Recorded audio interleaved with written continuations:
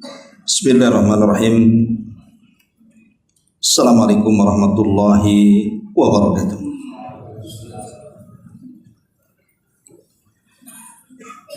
Alhamdulillah wassalatu wassalamu ala Rasulillah wa ala alihi wa sahbihi wa mawalah wa la hawla wa la quwwata illa billahi wa ba'd. Alhamdulillah, di malam ini kita kembali duduk di rumah daripada rumah-rumah Allah Subhanahu wa taala.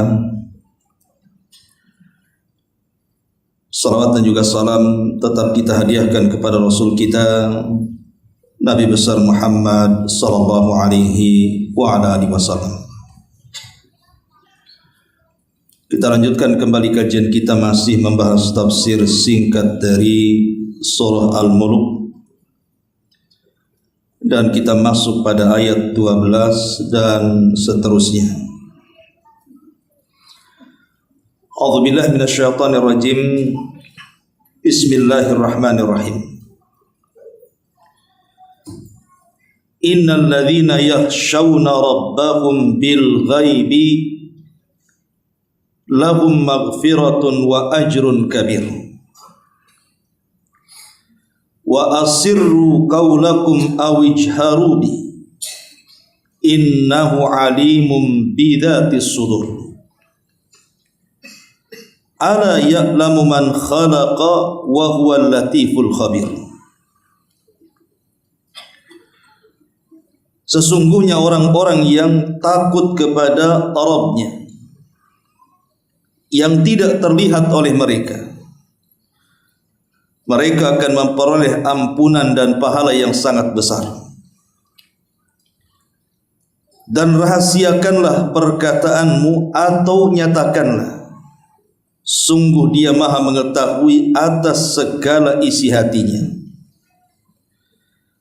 Apakah pantas Allah yang menciptakan itu tidak mengetahui, sementara Dia Maha halus dan Zat yang Maha mengetahui segalanya. Ma'asyiral muslimin wal muslimat rahimani wa rahimakumullah. Ayat sebelumnya menjelaskan tentang kondisi orang-orang kafir dan azab yang disediakan oleh Allah Subhanahu wa taala dengan neraka yang menyala-nyala. Dan kebiasaan Al-Quran, kalau disebutkan tentang akibat orang-orang kafir, maka akan disebutkan juga akibat orang-orang yang beriman. Makanya kenapa Al-Quran disebut Al-Mathani, selalu ada lawan yang dibicarakan. Lah dalam ayat ke-12 dari surah Al-Mulk ini menjelaskan kepada kita tentang akibat dan balasan orang-orang yang beriman kepada Allah Subhanahu wa taala. Di sini Allah Subhanahu wa taala mengatakan innal ladzina yakhshawna rabbahum. Sesungguhnya orang-orang yang mereka takut kepada Rabb mereka bil ghaibi, di mana mereka takut kepada Allah Subhanahu wa taala, atau kepada Rabb mereka yang memang tidak terlihat oleh mereka, tapi mereka sangat takut kepada zat yang tidak terlihat itu. Maka sebagai imbalan dan balasannya, lahum maghfiratun wa ajrun kabir. Bagi mereka maghfirah, ampunan, dan bagi mereka pahala yang sangat besar alias surga. Ma'asyiral muslimin wal muslimat rahimani wa rahimakumullah. Di sini Allah Subhanahu wa taala menjelaskan tentang keutamaan orang-orang yang takut kepada Allah Subhanahu wa taala. Takut akan apa maksudnya di sini? Ulama mengatakan yang dimaksud takut kepada Rabb yang tidak terlihat itu pada 3 perkara. Yang pertama, khasyatu liqa'illahi azza wa jalla. Takut akan perjumpaan dengan Allah Subhanahu wa taala. Dan perjumpaan kita dengan Allah Subhanahu wa taala ada di 4 tempat. 2 kali di dunia dan 2 kali di akhirat. Adapun di dunia, yang pertama kali saat kita sedang salat. Itulah perjumpaan kita dengan Allah Subhanahu wa taala. Kemudian yang kedua, saat ruh keluar dari jasad kita. Kemudian ruh orang-orang yang beriman yang dibawa malaikat menembus lapisan-lapisan langit, kemudian berjumpa dengan Allah, dan Allah katakan, kembalikan ruh ke dalam jasadnya, angkat catatannya ke tempat yang paling tinggi di sorga yang disebut dengan Illiyin. 2 pertemuan ini di dunia. Adapun di akhirat, saat mereka berada di padang mahsyar, di mana Allah katakan, wa jaa rabbuka wal malaku saffan saffa, dan ingatlah ketika Rabbmu datang sementara malaikat bersaf-saf. Allah menemui manusia di padang mahsyar. Dan pertemuan yang terakhir tentunya adalah saat kita izinkan oleh Allah masuk ke dalam surga. Itulah pertemuan yang paling bahagia dan membahagiakan. Karena disitulah kita akan terus memandang wajah Allah Subhanahu wa taala yang merupakan nikmat yang paling besar dibandingkan surga itu sendiri. Ma'asyiral muslimin yang dimuliakan Allah Azza wa Jalla, maka maksud dari rasa takut di sini khasyatullah, takut kepada Allah Subhanahu wa taala, maksudnya adalah takut saat kita kelak berjumpa dengan Allah. Kapan itu? Saat berada di padang mahsyar. Karena di situ Allah Subhanahu wa taala akan mengadili setiap manusia yang datang menghadapnya. Ada yang dihisab dengan hisab yang mudah, tapi ada juga yang dihisab dengan hisab yang sangat sulit. Maka orang-orang yang beriman mereka akan takut kalau saat berjumpa dengan Allah Subhanahu wa taala di padang mahsyar, mereka tidak mampu mempertanggungjawabkan semua yang mereka lakukan selama mereka hidup di dunia. Ini yang pertama. Kemudian yang kedua yang dimaksud, orang-orang yang mereka takut yakhshawna rabbahum bil ghaibi, orang-orang yang takut terhadap Rabbnya yang mereka tidak mampu melihatnya. Maksudnya adalah khasyatu muraqabatillahi azza wa jalla, yaitu orang-orang yang menanamkan rasa takut karena merasa muraqabah, diawasi oleh Allah Subhanahu wa taala. Merasa diawasi oleh Allah Subhanahu wa taala. Walillahi mathalul a'la. Sesama manusia saja, saat mungkin orang bekerja kemudian bosnya memasangi CCTV, tentu dia akan takut kalau dia meremehkan pekerjaannya, karena ada CCTV yang memantaunya.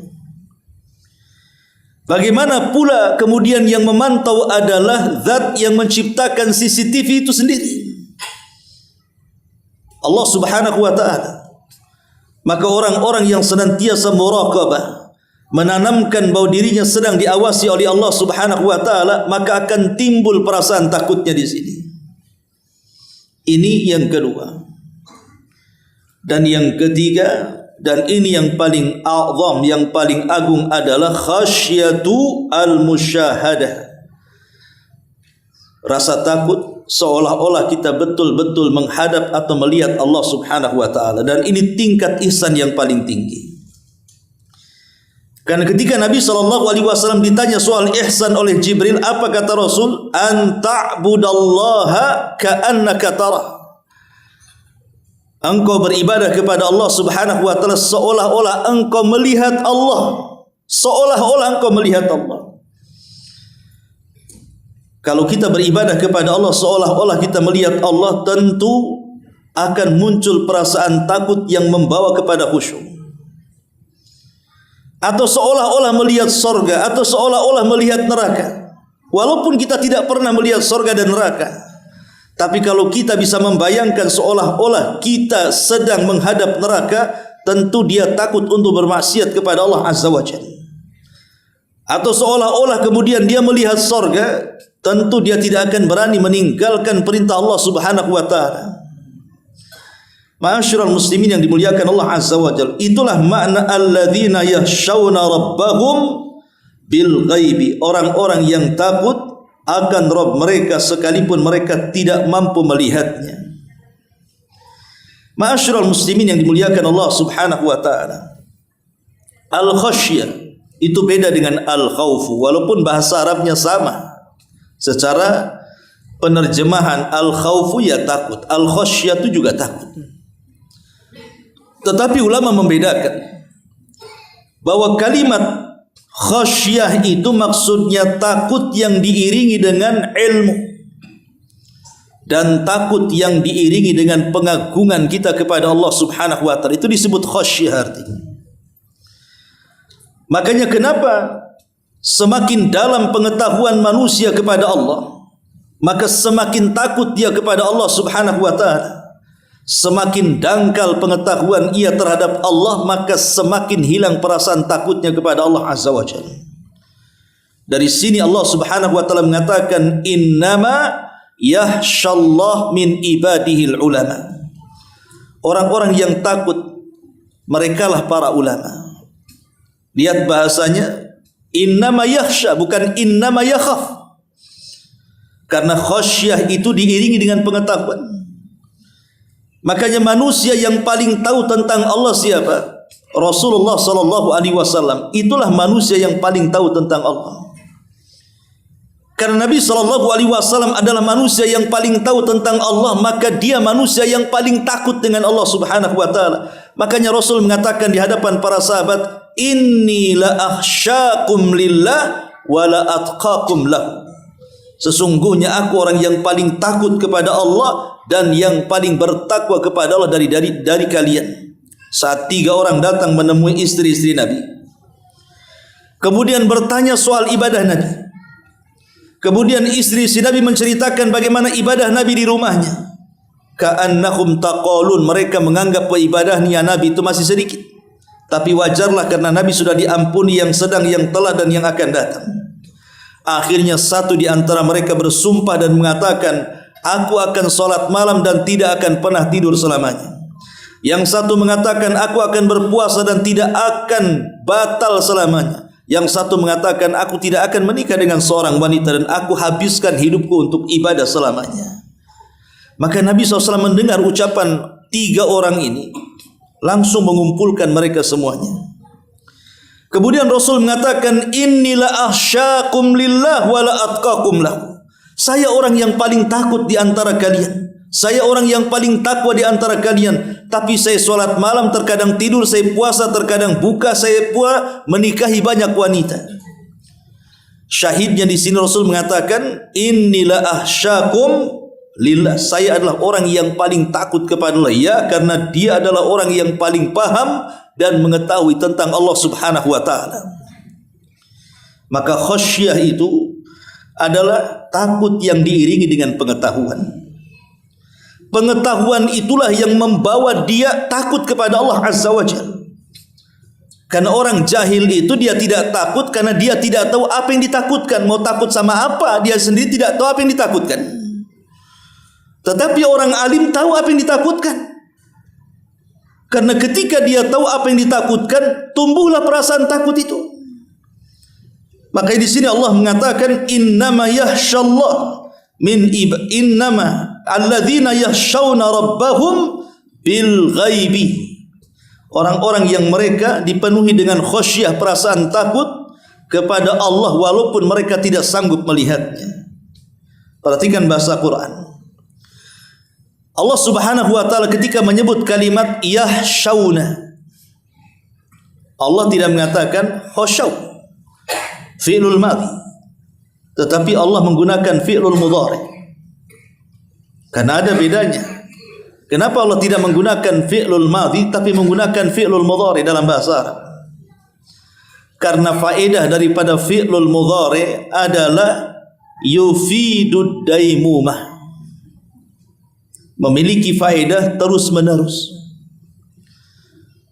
Artinya orang-orang yang mereka terus menerus, gitu maksudnya, terus menerus memiliki rasa takut kepada Rabb mereka, baik saat mereka berdiri, baik saat mereka duduk, baik saat mereka berbaring.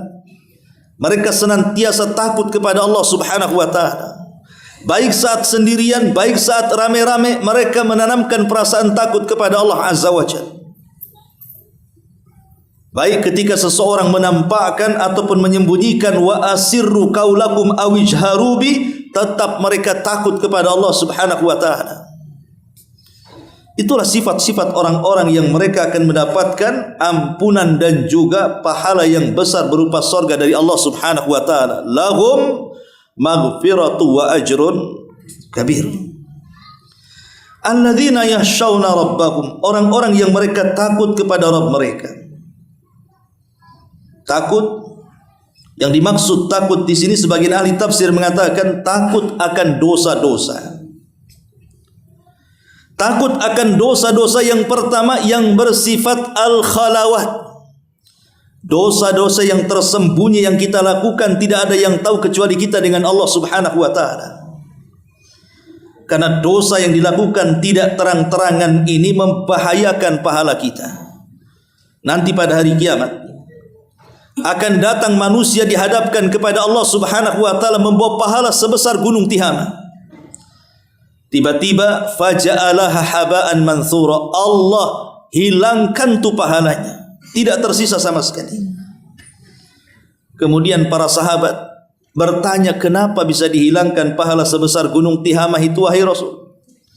Maka Rasul mengatakan, karena mereka idza khalau bimaharimillahi intahakuha, kalau mereka bersendirian dan di hadapan mereka terdapat keharaman-keharaman Allah Subhanahu wa ta'ala, intahakuha, mereka pun merobek keharaman itu, mereka pun menerjang keharaman itu, karena dia mengira bahwa tidak ada yang tahu apa yang ia perbuat selama ini dari maksiat-maksiat yang tersembunyi.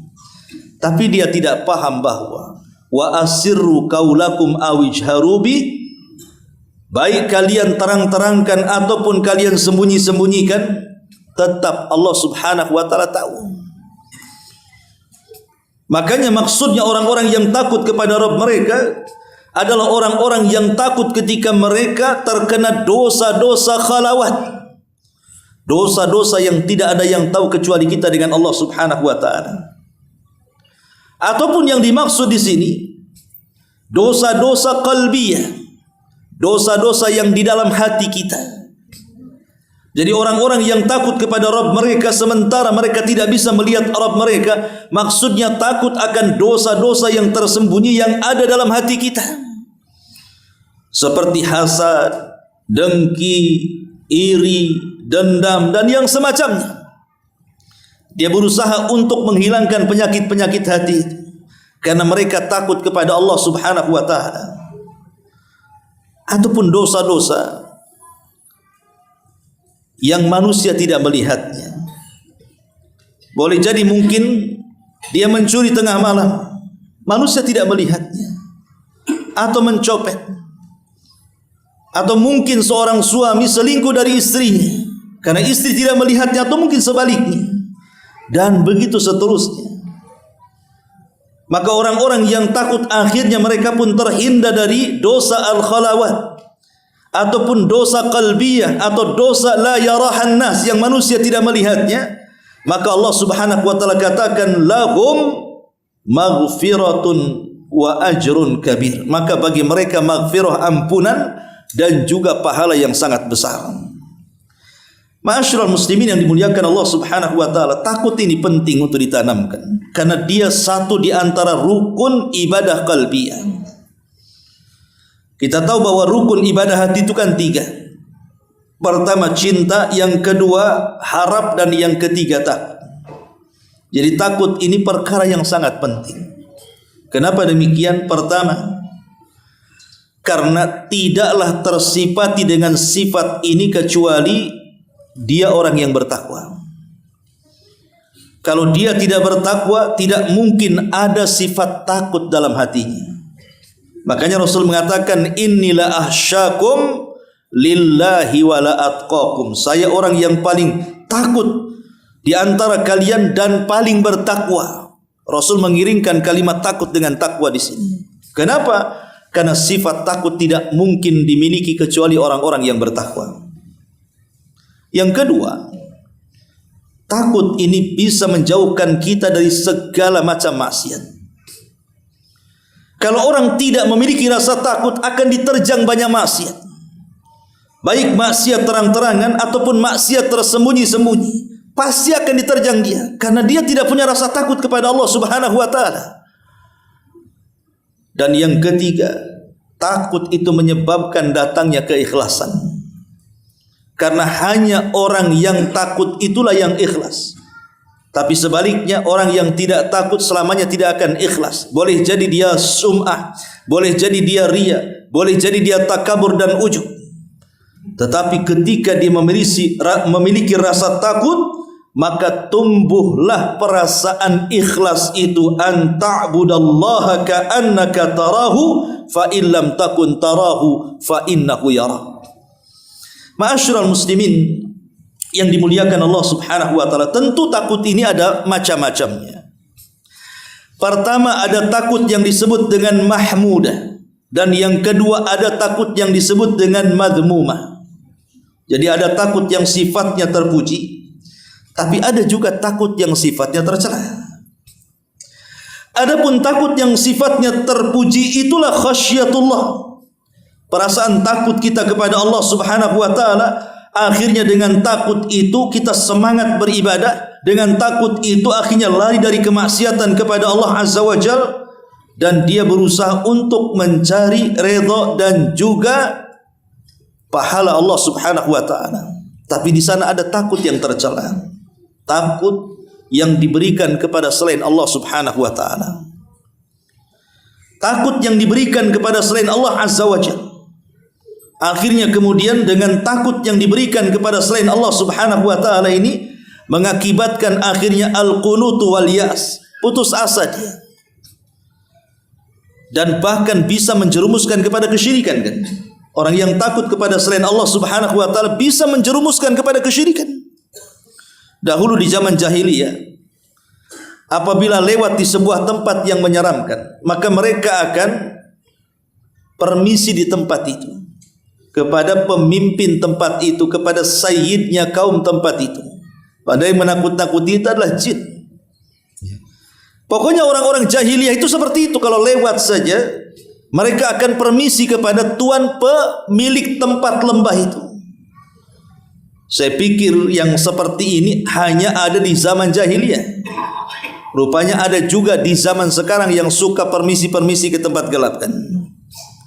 Ada pohon agak angker, permisi mbah mau lewat. Ada yang seperti itu, ada. Kalau naik motor di klakson, tit gitu ya, lewat gitu ya. Untuk apa permisi? Coba kalau seandainya ada jawaban, permisi, ya kira-kira makin takut atau makin berani? Makin ngacir lah dan itu. Nggak perlu takut, makanya kemudian ajaran itu dihapuskan oleh Nabi. Kata Nabi SAW, idza nazala manzilan, kalau engkau singgah di sebuah tempat yang nampaknya angker tempat itu, maka Rasul mengatakan, katakan a'udzu bikalimatillahi tammati min syarri ma khalaq. Kata Rasul, lam yadurrahu hatta yartahil min manzilihi dzalik. Maka tidak ada yang memadaratkan dia sampai dia melintasi tempat itu. Ya, makanya di sini itulah takut tercela, takut kepada selain Allah Azza wa Jalla. Bisa dampaknya kepada kesyirikan. Ma'asyiral muslimin yang dimuliakan Allah Subhanahu wa taala, tapi tentunya juga yang namanya memupuk perasaan takut kepada Allah Subhanahu wa taala tentu harus ada sebab. Macam mana caranya supaya kita ini mudah takut kepada Allah Subhanahu wa taala? Ya tadi yang pertama adalah belajar, menuntut ilmu, hadir di majelis ta'lim. Karena takut itu tidak mungkin muncul kecuali karena ilmu. Innama yakhshallah min ibadihil ulama. Sesungguhnya orang-orang yang takut merekalah para ulama, merekalah orang-orang yang memiliki pengetahuan. Maka kalau ingin memupuk perasaan takut, berbanyaklah hadir di majelis ilmu. Maka takut itu akan datang kepada kita. Kemudian yang kedua, salatul laili. Biasakan salat malam. Biasakan salat malam.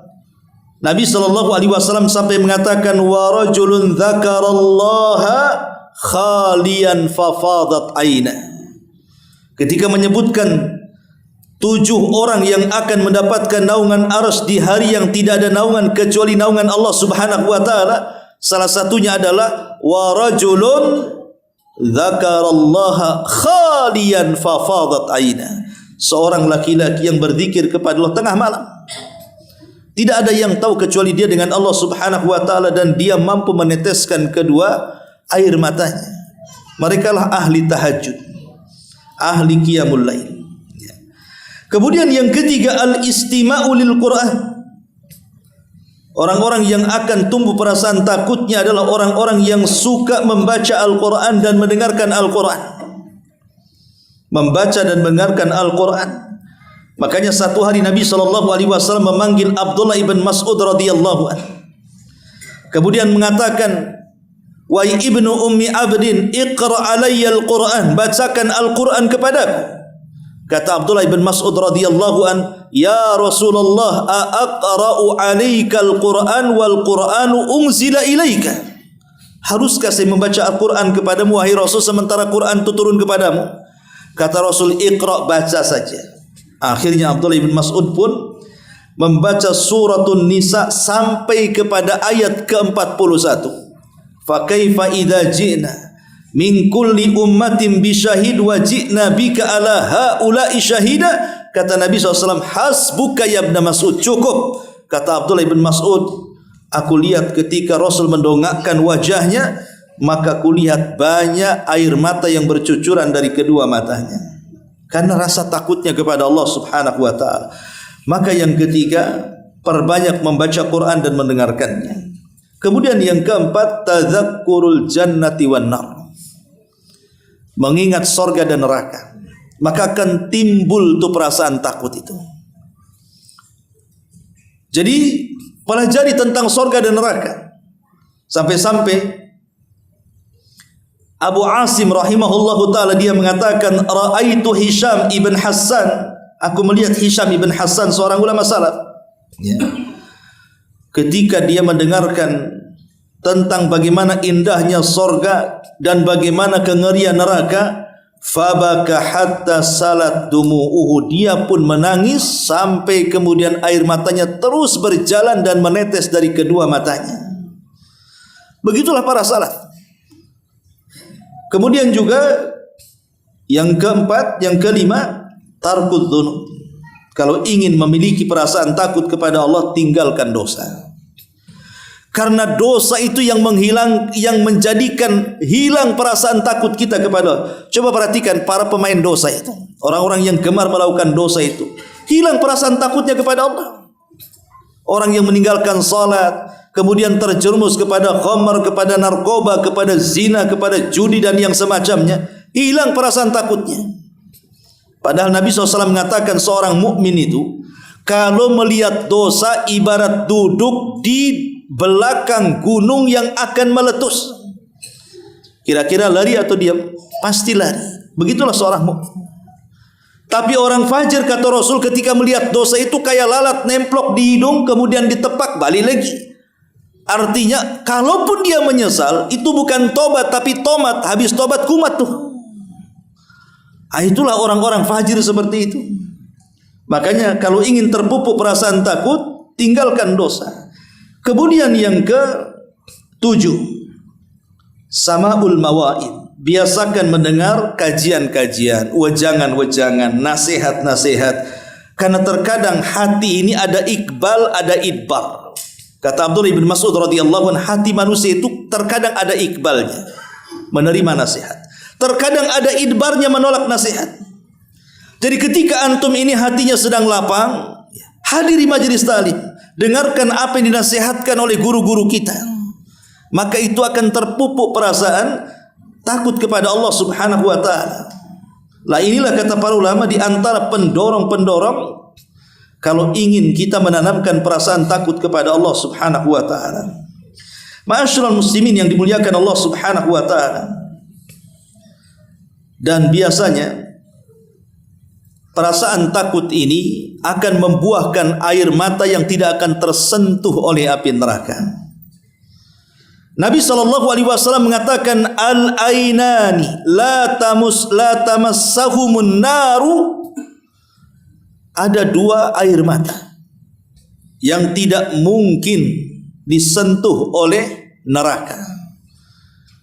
Maka Nabi SAW mengatakan salah satunya ainun bakat min khasyatillah, mata yang menangis karena takut kepada Allah Subhanahu wa taala. Ma'asyiral muslimin yang dimuliakan Allah Subhanahu wa taala. Tentu tangisan-tangisan karena takut kepada Allah Subhanahu wa taala ini macam-macam jenisnya. Kalau kita takut sampai meneteskan air mata, maka takut kita ini luar biasa. Bisa menjadikan neraka jauh dari kita.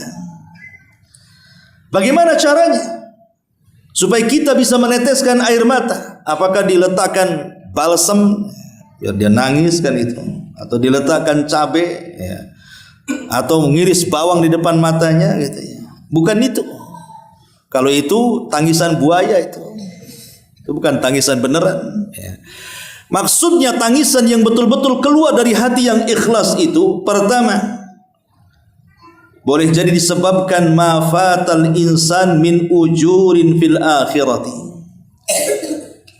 Dia merasa ada kehilangan dari pahala-pahala yang akan membuahkan hasil kelak di akhirat. Jadi kalau seandainya dia ketinggalan amal saleh itu, dia merasa sedih.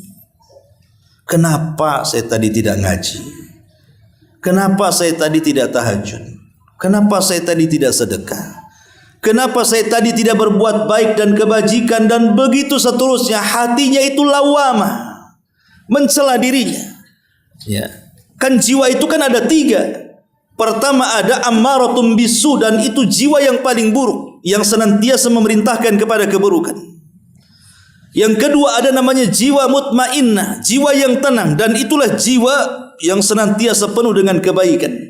Tapi ada di sana jiwa-jiwa di antara keduanya, di antara ammaratum bisu dan di antara mutmainnah, yang disebut dengan lawamah. Jiwa lawamah ini artinya jiwa yang selalu mencela dirinya. Tapi jiwa lawamah ini dilihat dia sedang mencela apa. Kalau dia mencela kebaikan yang sudah dilakukannya, bisa saja menjadi ammaratum bisu.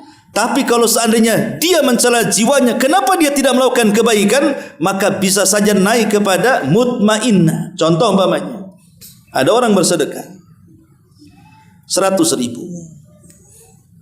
Setelah dia bersedekah, dia pulang, diomeli sama istrinya. Bang, banyak kali kau sedekah. 10 juta dah banyak. Tengok tuh. Tengok apa? Itu. Kalung belum dibeli katanya. Motor belum lunas. Dan begitu seterusnya, duduklah dia. Oh betul juga kata istri ini. Nyesel dia akhirnya. Lah ini namanya nyesal setelah berbuat baik kan namanya. Itu lawamah artinya.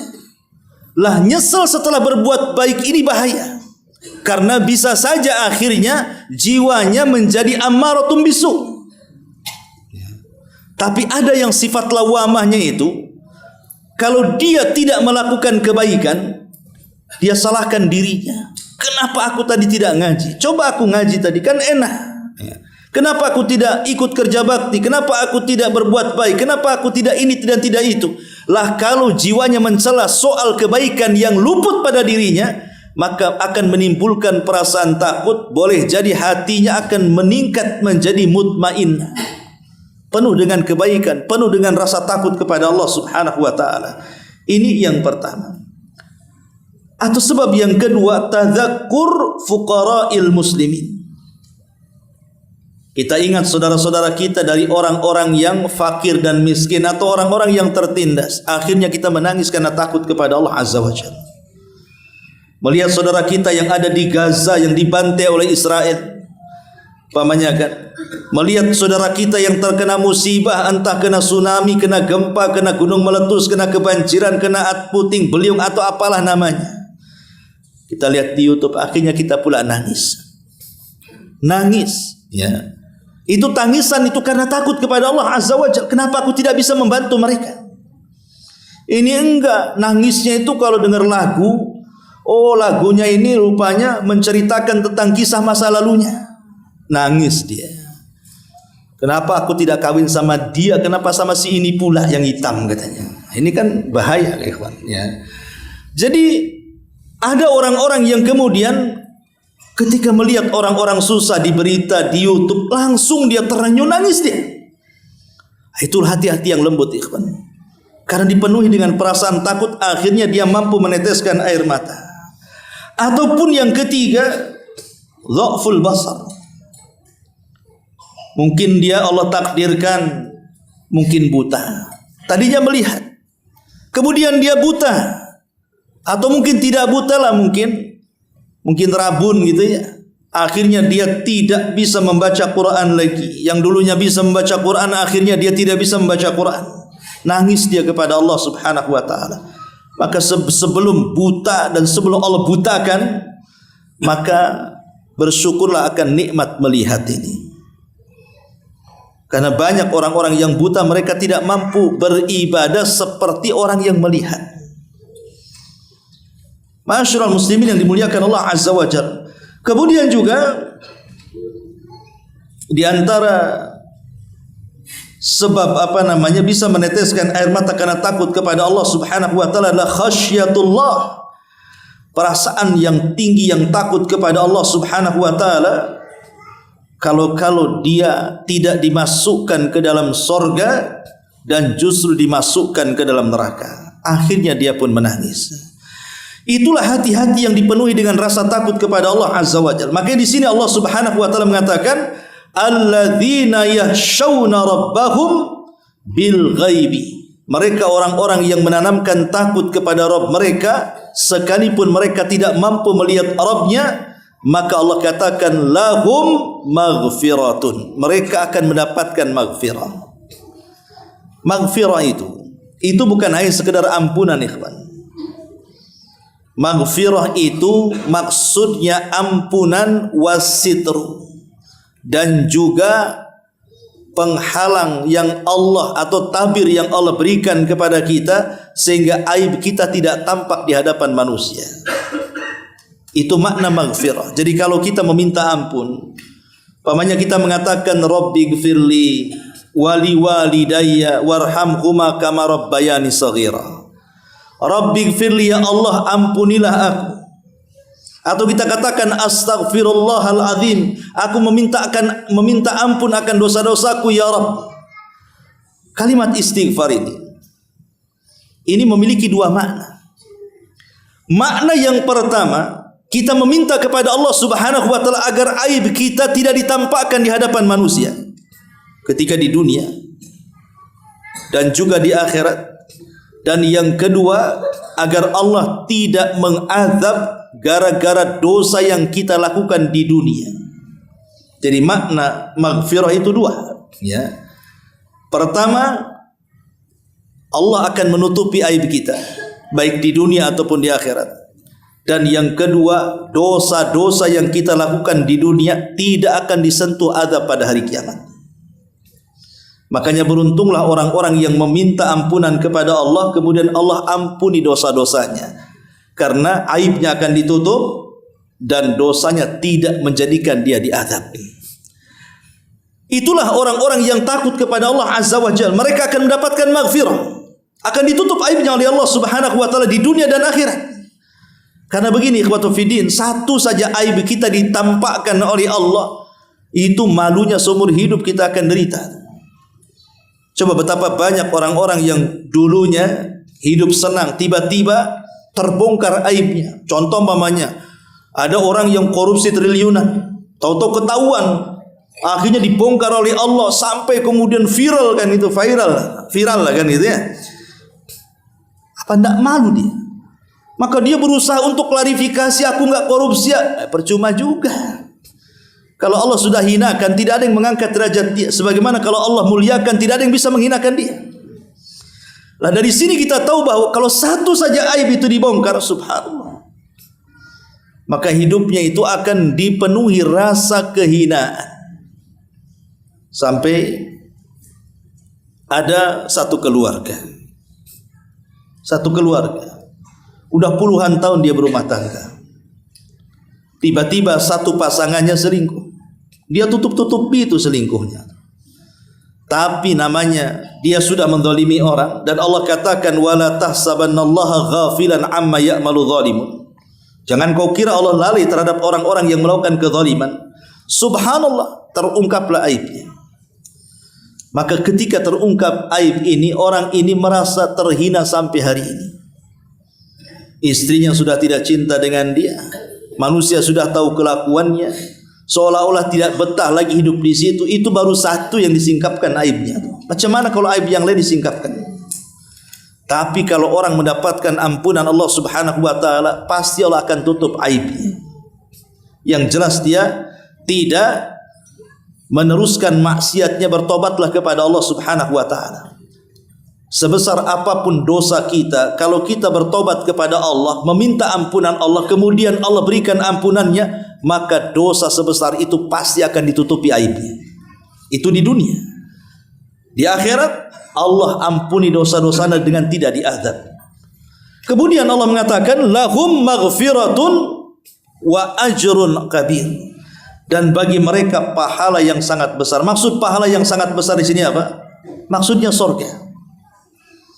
Jadi orang-orang yang takut kepada Rabb mereka, yang tidak terlihat oleh mereka, bagi mereka memperoleh ampunan dan bagi mereka akan mendapatkan pahala besar. Maksudnya akan memperoleh surga. Pertanyaannya, apakah surga itu jaza, balasan?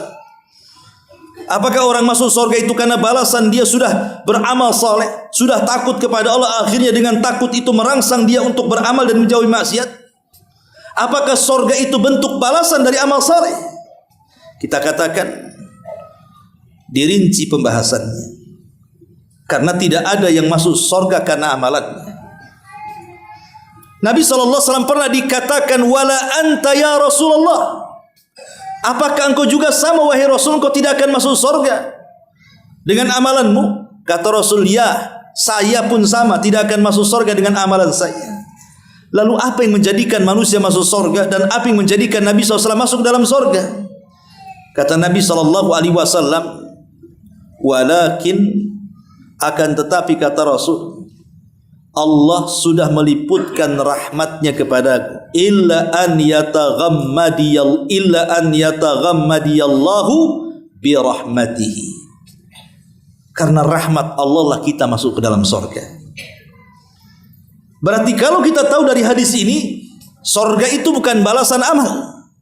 Karena orang masuk surga itu bukan karena amal, tapi karena rahmat Allah Subhanahu wa taala. Sekalipun dari kecil seandainya kita tidak pernah berbuat maksiat, hidupnya beramal saleh sampai kemudian meninggal, kemudian dia datang menghadap Allah menyerahkan pahalanya, apakah dia akan dimasukkan surga gara-gara amalannya? Tidak, karena ada seorang laki-laki di zaman Bani Israel penuh dengan amalan saleh, tidak pernah melakukan dosa sekejap mata pun.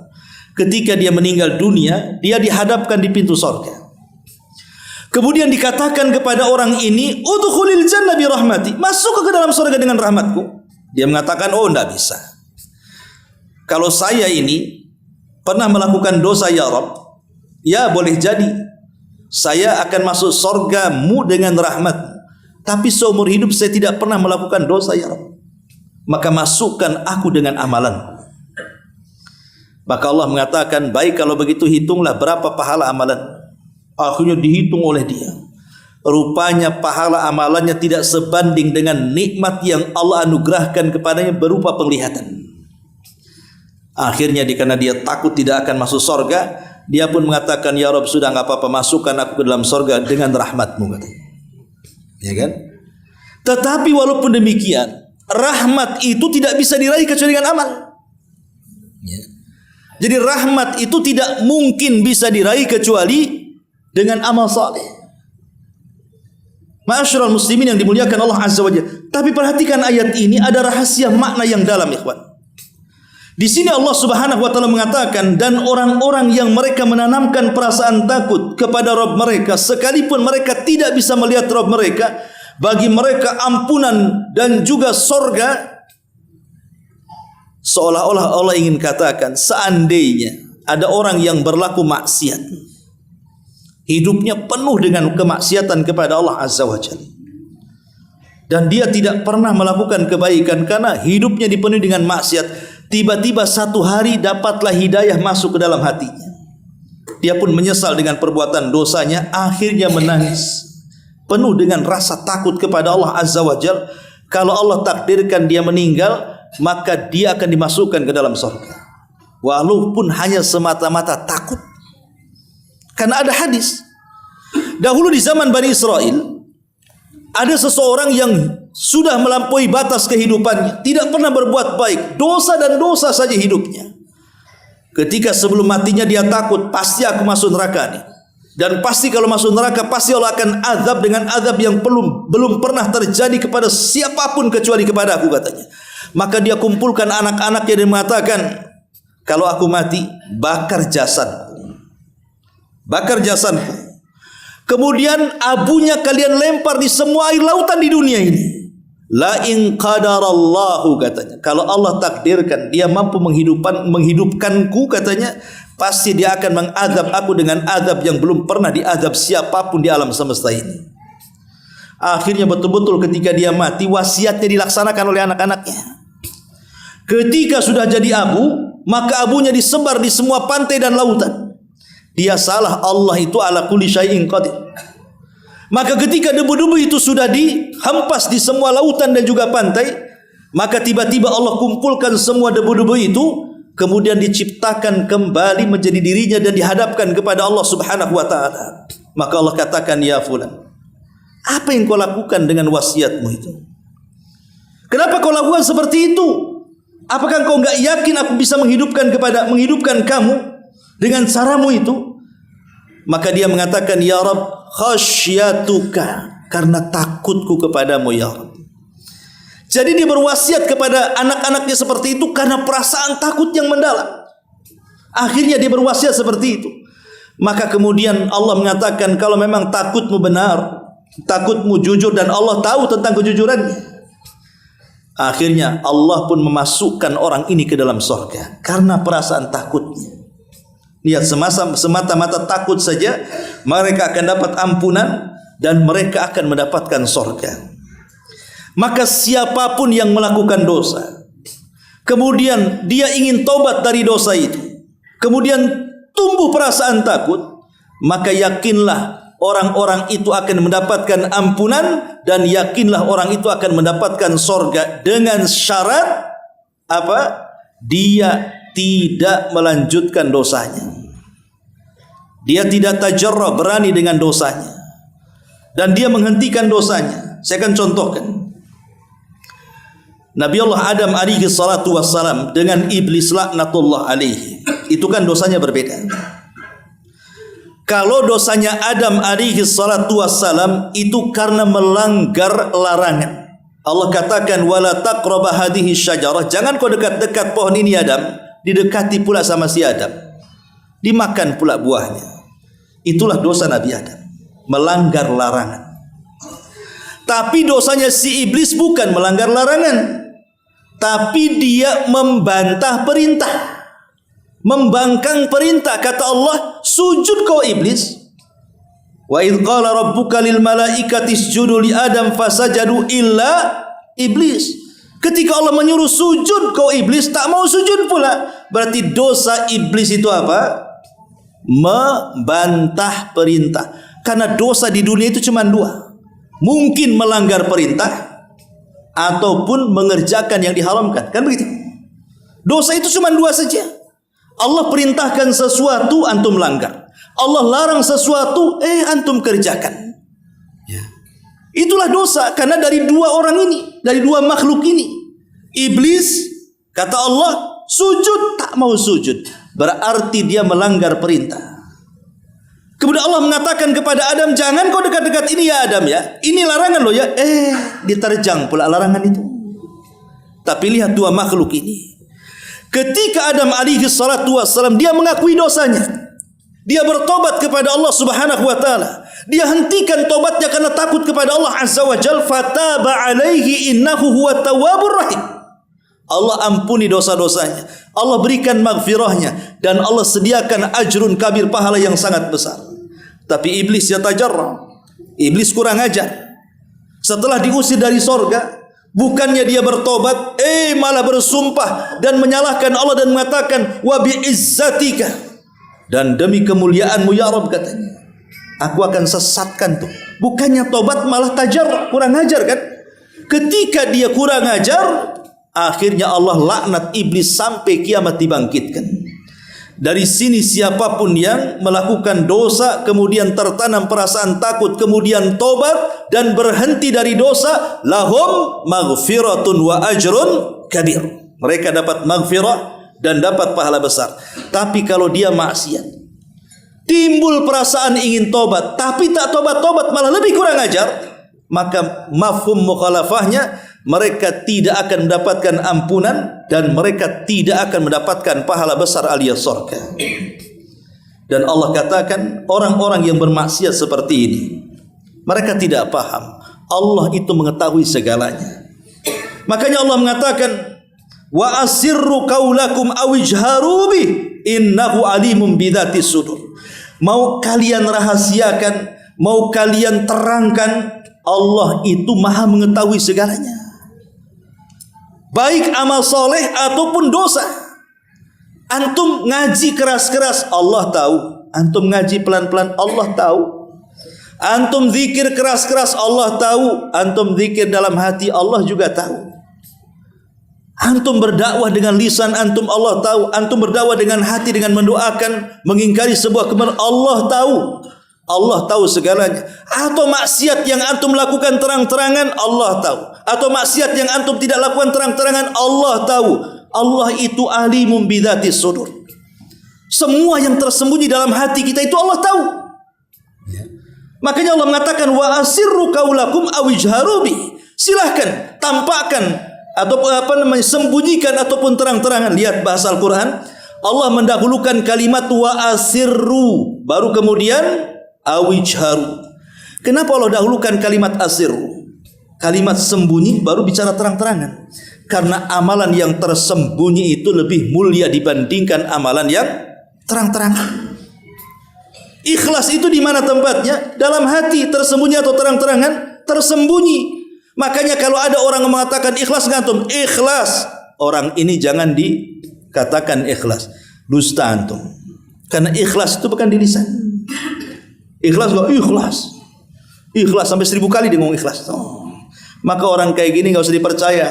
Kalau mulutnya bilang ikhlas, enggak usah dipercaya. Ikhlas itu tidak bisa ditampakkan. Ikhlas itu dalam hati.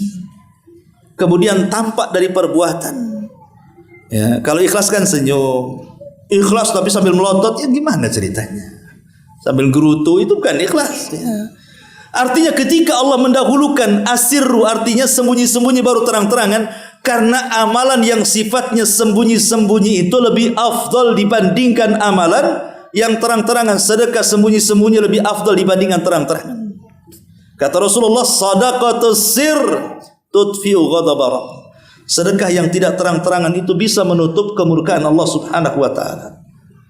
Begitu juga amalan-amalan yang lainnya. Salat malam itu lebih afdal dibandingkan salat siang. Tahajud itu lebih afdal dibandingkan duha. Makanya seafdal-afdal nafilah setelah wajib itu tahajud. Kenapa? Karena rata-rata tahajud itu tidak terang-terangan, tersembunyi di tengah kegelapan. Sementara duha ini sudah terang, tampak oleh manusia. Dan Allah akhiri ayatnya, ala ya'lamu man khalaqa wa huwal latiful khabir. Apakah pantas Allah yang menciptakan itu tidak mengetahui? Ini istifham ingkari. Ya, tidak mungkin Allah yang menciptakan tidak tahu yang diciptakannya. Pamannya ada, saya ini buat produksi sepeda motor. Tentu saya yang memproduksi, saya tahu onderdil motor. Saya memproduksi mobil. Yang memproduksi tentu tahu onderdil mobil kan? Sama, Allah menciptakan kita. Allah tahu tentang kita. Ya. Nggak mungkin Allah nggak tahu. Allah tahulah kan gitu. Pamannya ibu-ibu nih buat kue. Ya. Pasti ibu-ibu tahu apa bahan kuenya, apa tepungnya, berapa campurannya. Ibu tahu karena ibu yang menciptakan kue itu kan. Maka siapapun yang menciptakan pasti dia tahu dengan ciptaannya. Walillahi matsalul a'la. Maka Allah Subhanahu wa taala jauh dibandingkan makhluknya. Allah tahu semuanya karena Allah yang menciptakan kita, yang tersembunyi dari kita Allah tahu, yang terang-terangan dari kita Allah tahu. Ala ya'lamu man khalaqa wa huwa, karena dia zat yang maha halus. Maha halus. Al-khabir. Al-khabir ini lebih dalam dibandingkan al-alim. Karena alim itu yang tampak, tapi khabir itu yang tersembunyi. Seolah-olah Allah ingin mengatakan Allah maha tahu yang tersembunyi dalam dada-dada kalian, atau saat kalian bersembunyi dari manusia, Allah tahu karena dia al-khabir. Dan juga al-latif, maha lembut, selembut apapun Allah tahu. Maka disinilah tertanamlah sifat muraqabah sehingga muncullah perasaan takut kepada Allah Subhanahu wa taala. Subhanallah bihamdika asyhadu an la ilaha illa anta astaghfiruka wa atubu ilaik. Allahu taala alam. Assalamualaikum warahmatullahi wabarakatuh.